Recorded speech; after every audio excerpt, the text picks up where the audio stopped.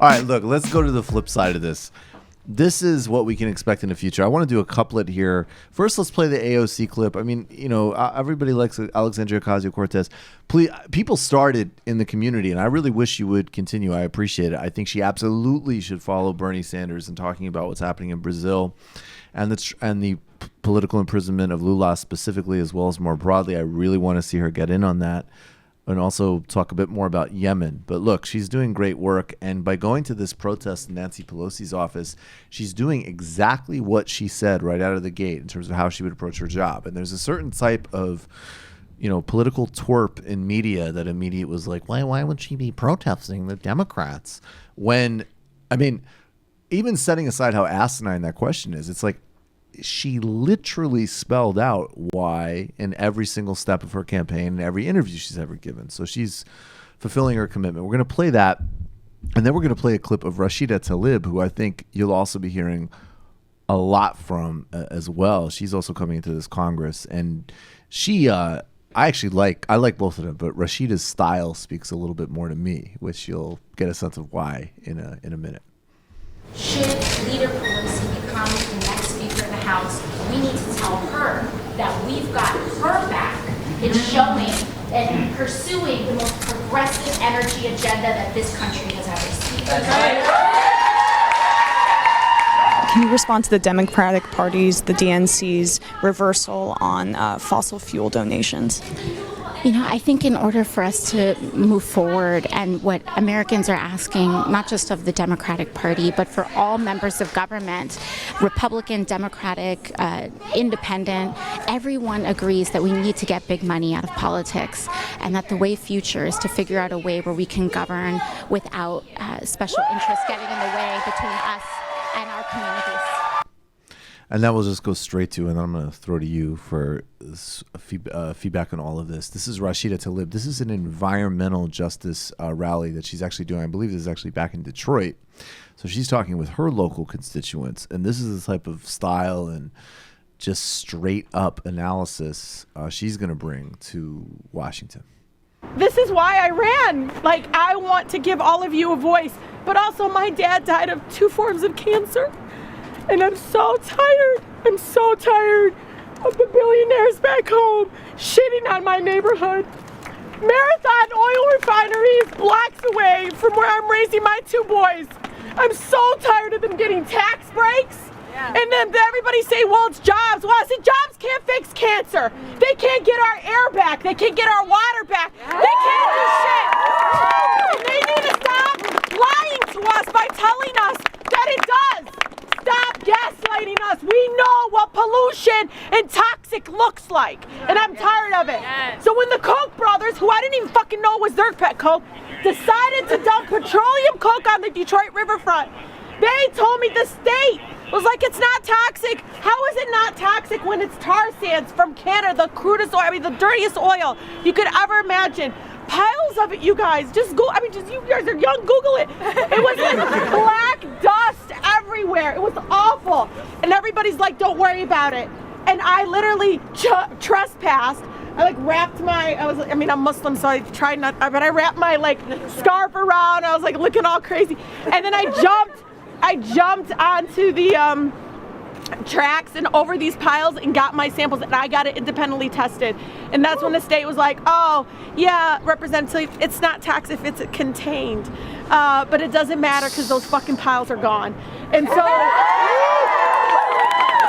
understand, yeah, we can introduce bills, we can introduce legislation, but if the movement work is not happening, if we're not getting our shit tested ourselves, when we're not pushing back against all of the misinformation that they push out there, and they do every single day to us.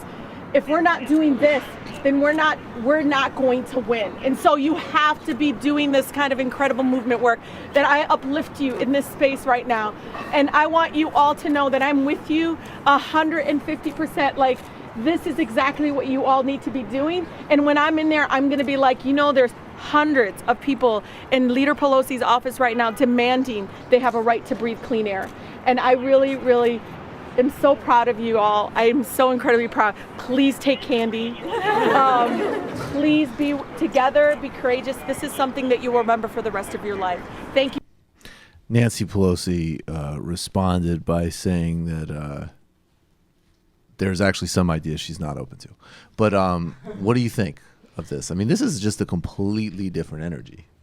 Right? Yeah, between the two of them, or you're saying like to I'm just contrast talking them? in general. Oh. Like this is definitely like, I mean, yeah, I like the contrast between the two of them as well. You could definitely but even that actually, right? Like instead of just having one person, like Bernie's been there for decades essentially by himself, staking out really important things. And now it's like, oh, actually, now you're actually starting to elect a cluster. Right. And I mean, I think it's awesome, too, that you've got these two younger women of color who are saying the same sorts of things. And we're like, we've been here. Like, this isn't new. This didn't start with Bernie Sanders. Yep. Like, you could tell, like, she's been in the movement. Like, she's a part of the struggle. And that's why people would trust her. And I think the AOC race with her and Joe Crowley was so indicative of the fact that folks in DC are out of touch. And I know that's like cliche, but like they literally, does he even live in New York? Like, I don't even know. Barely, no.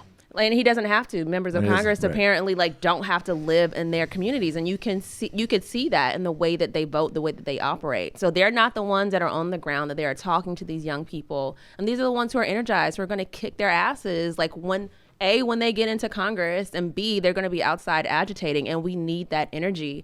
Unfortunately, too many Americans are moderate, like across the board. So, you know, we think about the civil rights movement, and even black people then were like, oh, you got to chill out. Like, they're basically doing a sit-in, Right. you know, in Nancy Pelosi's office, which was like very chill, very respectful. But when you hear from the media, it's like, oh, she did this protest and needs to stop agitating. You would have thought that she was out there like knocking shit over and like doing the absolute most. And it was a very civil and polite.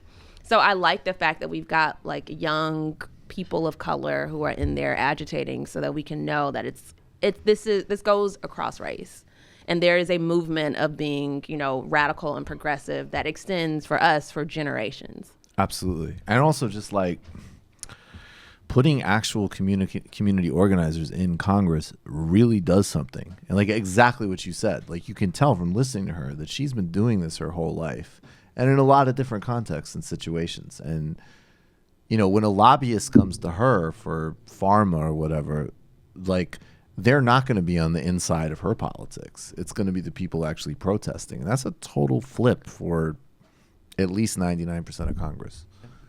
I mean, it's just one of those things, you know, it's like, you know, I'm a radical and a socialist, and oftentimes like I have a little bit of difficulty watching elected officials because I don't find them to be very much like representative of the movements that I've sort of cut my teeth in. Except for like Pelosi or somebody like that. I know you've expressed a lot of admiration for Chuck Schumer. But you know, it's like it's absolutely exciting. Amazon Cuomo especially. Amazon Cuomo especially. Amazon Cuomo. I kind of like like change their name. They have passion. Can I? You know, have any of you guys read? I'm gonna go really pretentious for a second. Bear with me. But have any of you ever read Flaubert, Madame Bovary? You know that novel? I know Flaubert. Yeah. Yeah. So you remember he talks about the mayor sold himself for the pleasure of it. Mm-hmm. See, that's the thing that I like about Cuomo. Like Cuomo is just such a fucking garbage person that it's like he's authentic to himself. Well, Cuomo has actually like a very similar garbage personality to Trump. That, like, right. You know how we and that's why Trump's kind of likable at times, because you're just like, wow, God, you're they just own it. disgusting. They just right. There's human beings can go a long ways by owning their shit. I agree completely. Look, Yeah. Presidency apparently. Yeah, in the right. White House. I mean, I'm That's just the gonna say white something news. White that- news. that, Sit like, down, white news. That 2011 Smell swine. David Briscoe Smell swine. No, you're a very rude person. Very rude. Very rude. Jim Acosta, sit down. Jim Acosta, sit down. Somebody, wow, that's a stupid question.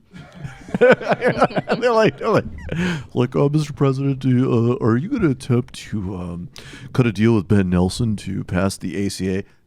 Boy, that's a stupid question. You know how awesome it would be if every time Obama took a question from like a National Review person? Oh my God. That's you ask a lot of questions. They're all stupid. Yeah. You're like, was that Fox News? That's Brett Baer? You're a really nasty person. You ask a lot of stupid questions, but even by your standards, one of the dumbest questions I've ever seen. That's the white news. White news. Sit down, white news. It's like me and a bunch of like Nation of Islam guys like You're gonna be clapping it out for the Jakob shot. Yeah. Do you remember when? Would you like a bean pie, Mr. President? Yo, those things are good as fuck though. Actually, Do you remember when John McCain sold one said at, Steve Ducey's protest. son was asking a really stupid question? No, but I would like to see that. Okay, Are we actually giving John McCain props John here? McCain was a nasty man. That's He had a nasty. That's Look the only what, thing that was good about him. He's just genuinely an asshole. Search John McCain. 3 words. Well, I guess 4. John McCain, trollop, wife. Because a bad in the combination. 90s, I'll just explain it. so Yeah, you don't have to. that's. I think that's where, in real crusty old man fashion, he gave his wife. John McCain And called her a was fucking was trollop or yeah. John McCain was in front of some reporters, and his wife said something sarcastic about him, and he said, "At least I don't plaster on the makeup like a trollop, you cunt." Oh, When? How? In the 90s. What? Why didn't we have YouTube then? that would Yeah. have been great for YouTube. Wow. The Maverick. See the Trump thing, right? That was what all of the R.I.P. That was what all of the emasculated Washington press corps. That's probably why they gave him such bravery. They're like, oh God, I wish I could talk to my wife like that. That guy's so brave. I hate my wife. He supports campaign finance reform and he tortures his wife. That's a real man. Is this it? Something that stupid. I'm a man. Why would you ask Oh something God, that dumb? please. Why does Fuck YouTube, Mike Gundy, man. Why does Taylor Mike Collins. Gundy. Why does YouTube ruin everything? Just Just give us play- the thing we need. Like, Well, I mean, right, just let's give be us- careful because this is kind of the Majority Report business model here. I don't. Well, okay, fair enough. whatever. Yeah, it's majority, not TMBS. Before I worked at Majority Report, I'm like, God, TYT. I'm looking for one specific clip, and it's always your commentary on it. That actually happened. I mean, I all love to TYT, but I remember one time, I actually needed something. It might have even been a Majority Report thing, and I thought I found it. And it's like, I'm like, oh, finally, I found this fucking clip. And then I was just like, this is why we oppose corruption. And I was like, fuck you, Jake.